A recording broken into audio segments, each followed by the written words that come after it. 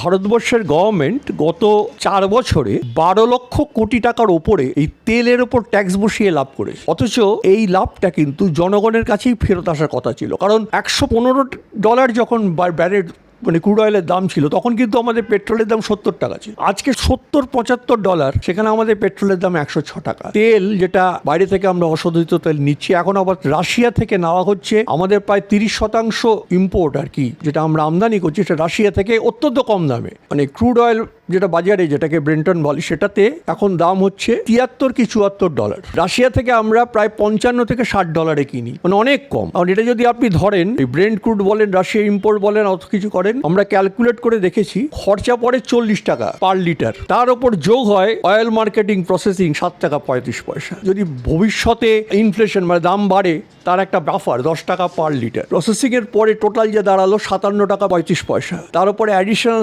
Duty 19 টাকা 9 পয়সা। Commission দেওয়া হয় 3 টাকা 8 পয়সা। ভাটা দেওয়ার আগে 81 টাকা পড়লো, ভ্যাট পড়লো 19%, 15 টাকা 67 পয়সা। তাহলে ফাইনাল যেটা আমার প্রাইস এলো, যেটা এখন আমরা দিচ্ছি, সেটা পেট্রোলের ক্ষেত্রে 106 টাকা 31 পয়সা। অর্থাৎ এই টোটাল দামের প্রায় 60% হচ্ছে tax, central tax, state tax ইত্যাদি। ফলে এই মানে দাম বাড়ার পেছনে মূল কারণ হচ্ছে গভর্নমেন্টের অতিরিক্ত কর আদায়। সরকার বলেছে যে কর না বসালে দেশের উন্নতি হবে কি করে। গত 4 বছরে গভর্নমেন্ট 14 লক্ষ কোটি টাকার ব্যাংক ঋণ মুকুব করে দিয়েছে। কাদের দিয়েছে? নামও দিয়ে দিয়েছে ওরা। Vedanta group, tata, Reliance, JKW, এরকম বড় যারা পুঁজিপতি গোষ্ঠী, মনোপলি হাউসেস, তাদের ট্যাক্স মকুব করে দিয়েছে। অর্থাৎ তারা ব্যাংকের কাছ থেকে টাকা নিয়েছে, জনগণের টাকা মেরে দিয়েছে। আবার কিছুদিন পরে দেখবেন এই গভর্নমেন্টে এই ব্যাংকগুলোর লোকসান হচ্ছে এই কথা বলে সরকারি তহবিল থেকে ব্যাংকগুলোকে টাকা দেবে, যেটাকে পরিভাষায় বলে রিক্যাপিটালাইজেশন, ব্যাংকগুলোকে করাবে। এই টাকাটাও কিন্তু পাবলিকের টাকা, করের টাকা। অর্থাৎ জনগণের ওপর দুদিক থেকেই আঘাত, এদিক থেকেও আঘাত, ওদিক থেকেও আঘাত। আপনি যদি ক্যালকুলেট করেন, বাজেটে পড়েন, বাজেটে কত ট্যাক্স ছাড় দেওয়া হয়েছে, স্পেশাল ইকোনমিক জোনে কত দেওয়া হচ্ছে ছাড়, বাইরে যারা এক্সপোর্ট করছে তাদের কত ছাড় দেওয়া হচ্ছে, সমস্ত ক্যালকুলেশনটা যদি এক জায়গায় নেন, তাহলে দেখবেন গত 10 বছরে গভর্নমেন্ট এই বড় ইন্ডাস্ট্রিয়াল হাউস পুঁজিপতিদেরকে 50 লক্ষ কোটি টাকার ট্যাক্স রেভিনিউ ছেড়ে দিয়েছে, মকুব করে দিয়েছে। তাহলে বড় লোকেরা যারা আছে, যারা পয়সা প্রচুর করছে আমাদের দেশে, আপনি জানেন যে 10% লোকের হাতে 56% সম্পত্তি। যারা এই সুপার প্রফিট করছে, যাদের হাতে সমস্ত ধন সম্পত্তি গিয়ে করায়ত্ত হচ্ছে, তাদেরকে গভর্নমেন্ট কনসেশন দিচ্ছে, ট্যাক্স দিচ্ছে।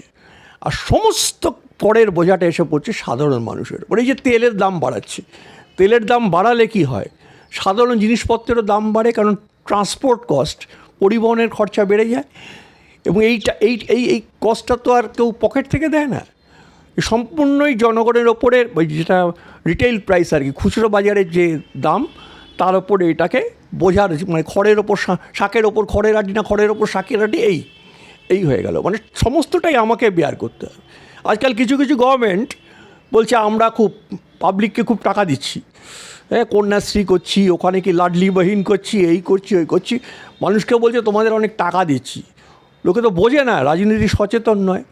আরে তোমার কাছে হয়তো দিচ্ছে 10 টাকা, আর এই জিনিসপত্রের দাম বাড়িয়ে নানা দিক থেকে তোমার কাছ থেকে অপ্রত্যক্ষ কর, ইনডাইরেক্ট ট্যাক্স 50 টাকা তুলছে, তোমার টাকাতেই তোমাকে দিচ্ছে, আর বোকা বানাচ্ছে লোককে। আর ওইদিকে বলছে কর দিলে উন্নতি হবে। তো উন্নয়ন তো আমি দেখছি। উন্নয়ন কাকে বলে? কয়েকটা ফ্লাইওভার হলো সেটা উন্নয়ন, কয়েকটা বড় বিল্ডিং হলো উন্নয়ন, রাম মন্দির হলো, এটাকে উন্নয়ন। উন্নয়ন হচ্ছে সাধারণ মানুষের জীবনযাত্রার মান উন্নত হচ্ছে কিনা, তার চাকরি আছে কিনা, তার রোজগার আছে কিনা ঠিক মতো, অন্তত একটা মোটামুটি জীবন ধারণের মতো তার রোজগার আছে কিনা, সে স্বাস্থ্য পরিষেবা পাচ্ছে কিনা, সে যথার্থ এডুকেশন পাচ্ছে কিনা, বেকারি কমছে কিনা, এগুলো দিয়ে বোঝা যায় যে সত্যি উন্নয়ন হচ্ছে।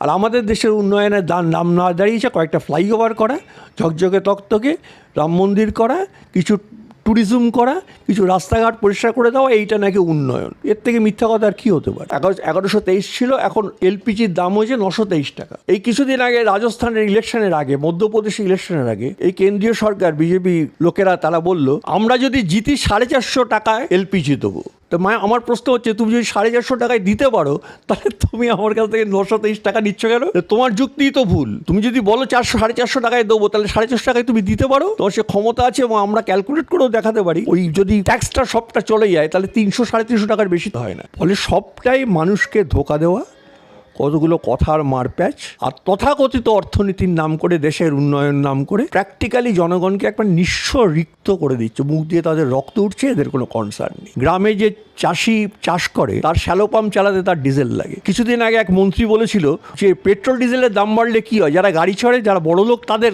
অসুবিধা, ডিজেলে তো শ্যালো পাম্প চলে, তো চাষিদের অসুবিধা নেই। এই হচ্ছে যুক্তি। আমাদের দেশে চলে এসব যুক্তি। আমাদের দেশে সব মহাজ্ঞানী সব মন্ত্রী হয়ে বসে আছে, যে যখন যা পারছে বলে যাচ্ছে। যখন উজ্জ্বলা যোজনা হয়, তখন যেই মহিলার ছবি দিয়ে বিজ্ঞাপন হয়েছিল, সেই মহিলাই উজ্জ্বলা যোজনার আর গ্যাস কেনেন না। কারণ ওখানে তো ওরা কি করেছিল, কানেকশনটা ফ্রি করেছে, সিলিন্ডার তো ফ্রি করেনি। গ্রামে যে মানুষ খেতে পায় না, দিনান্তে দিন খায়, না খেয়ে মরছে, সে 923 টাকা দিয়ে কি করে সিলিন্ডার কিনবে? তাকে যদি আরও 200 টাকা ভর্তুকি দেন, আপনি 723 টাকা করেন, তাও সে সিলিন্ডার কিনতে পারে। তার খরচা আছে। ভারতবর্ষে 80% লোকের দৈনিক আয় কত? 32 টাকা। তো তার সে কখনো করতে পারে? তারা ছেড়ে দিয়েছে। তারা হয় চুল্লি, নাহলে সেই পুরনো ঘুঁটে আর গোবর দিয়ে চালাচ্ছে।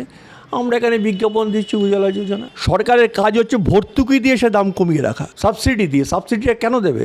মানুষকে যদি স্বস্তি দিতে হয়, তাহলে মানুষের সেই সাবসিডি তো গভর্নমেন্ট দেবে। তুমি যখন কর মকুব করে দিচ্ছ বড় বড় পুঁজিপতিদের, তখন তো সেটা সাবসিডি হচ্ছে। তুমি যখন ঋণ মকুব করে দিচ্ছ, সেটা দিয়ে মানে ইনডাইরেক্টলি সাবসিডি হচ্ছে।